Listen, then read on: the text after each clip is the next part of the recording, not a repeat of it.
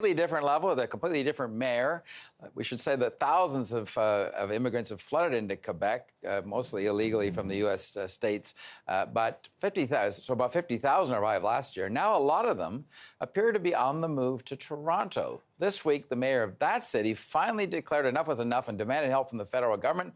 The government's response, well, let's wait for the new provincial government to take office tomorrow, and we'll see. Toronto Mayor John Tory joins us from his city of Toronto.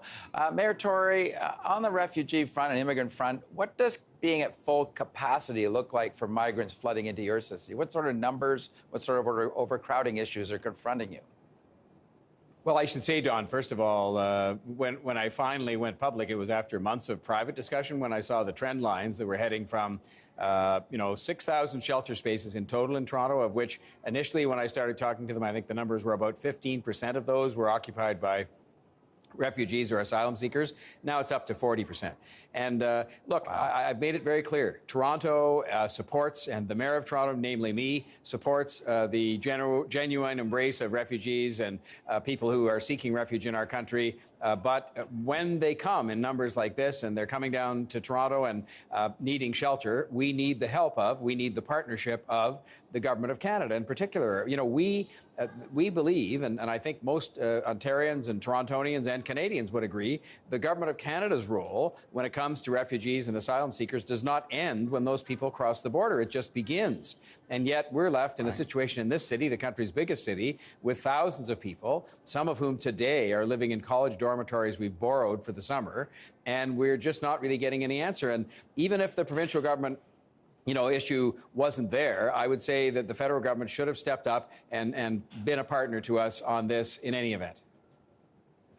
I'm curious, as well, you've studied the statistics on this. We're entering right now the peak immigration period, the illegal immigration, if you look at last year as the example. I mean, if they keep going to Toronto in these numbers, is there a breaking point, and what does that look like? Well, we've kind of issued the warning this week that we're there in the context that we already have thousands of people in the shelter system. And thank goodness the government of Ontario did help us with these college dormitories to look after 800 people, 200 of them children, by the way. And as of August the 8th, they've indicated that they need those back for the students. And so that's why I issued the plea for help. And this government has been a very good partner to Toronto on things like transit and housing. But on this, for some reason, they will decide they want to have a discussion about our numbers or talk about the province, as opposed to just stepping up and saying, we're there with you. We're there to work with you. We're not trying to pass it all off onto them. We're just saying we need some help. I'm just curious, is there a way to stop or discourage these migrants from coming in, or is that impossible? And I'm curious, is it time to rethink Toronto as a sanctuary city?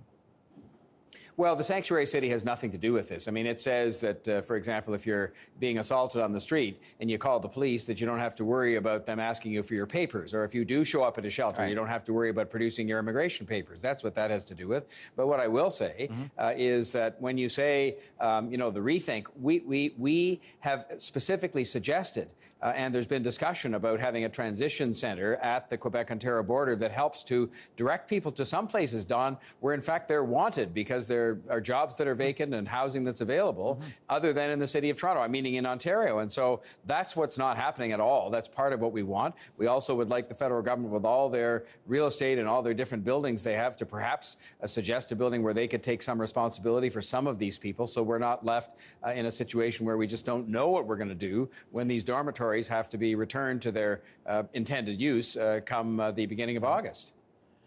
All right, Mayor Tory, we're going to watch this situation. It sounds like a daunting one for you. Appreciate you taking the time to stop by. Thank you for having me.